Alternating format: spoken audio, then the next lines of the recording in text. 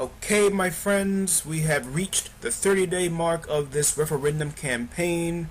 It's hard to believe that only 30 days ago I was making my first video and talking about the need to get out and vote and the polls and other things, and now we're at the 30-day mark, and soon it will be the 15-day mark, and then the day will be here before we know it.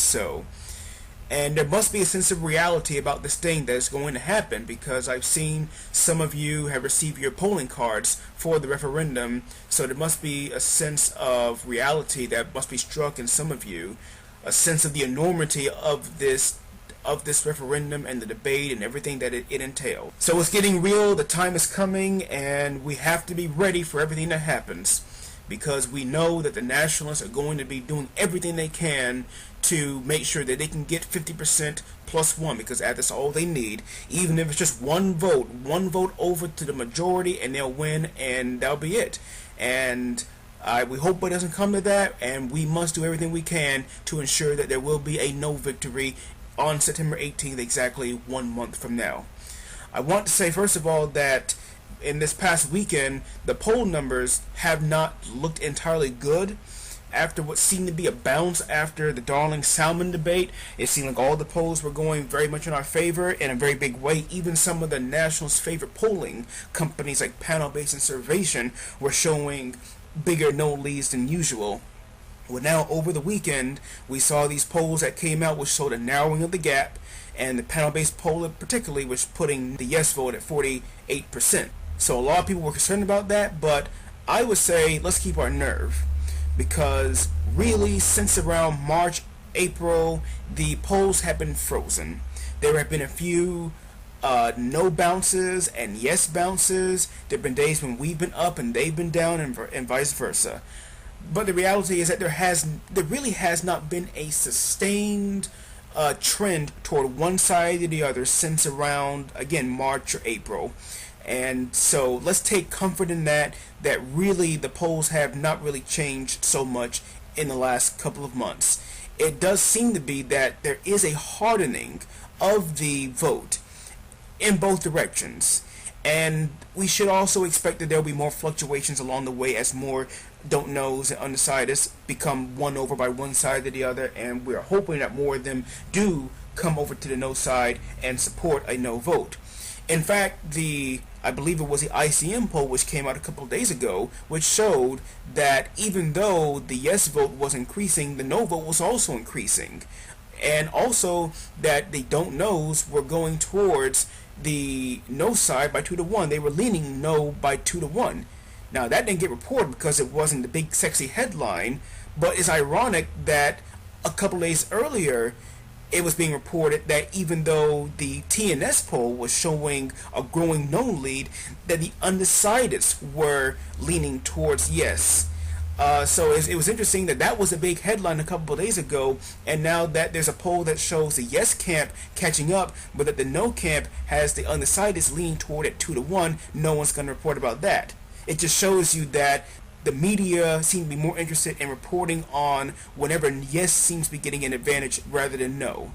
Which is not necessarily media bias, but it just shows what headline is more appealing and more sexy and more eye-catching. So let's keep that in mind as well. But the most important thing is, even with all that in consideration, there's no room for complacency or resting on our laurels. This is the most important vote in British history. It's certainly been the longest campaign in Britain's history, and I think Douglas Alexander made that point earlier today, that this campaign has been going on for so long, and really I think most people are tired of it. They frankly want it to be done with and over with. This is the most important vote in British history. Nothing else comes in terms of it. But I'm very, very hopeful that all of you out there will be doing your bit to making sure that there will be a no vote in September, because what is at stake is the future of Britain as we know it. Right now, Britain is a united country. The vote on September 18th will decide it will remain a united country. And what we are witnessing is nothing less, as I have said before, is nothing less than the potential annihilation and destruction of Britain as we know it. And the only way to prevent that is to ensure that the no camp gets its voters out in droves so high that it won't just defeat the nationalists by a simple majority, but it defeats the nationalists by a greater majority that will send them home packing for a generation or more. So this vote needs to be as big as possible for our side as it possibly can be.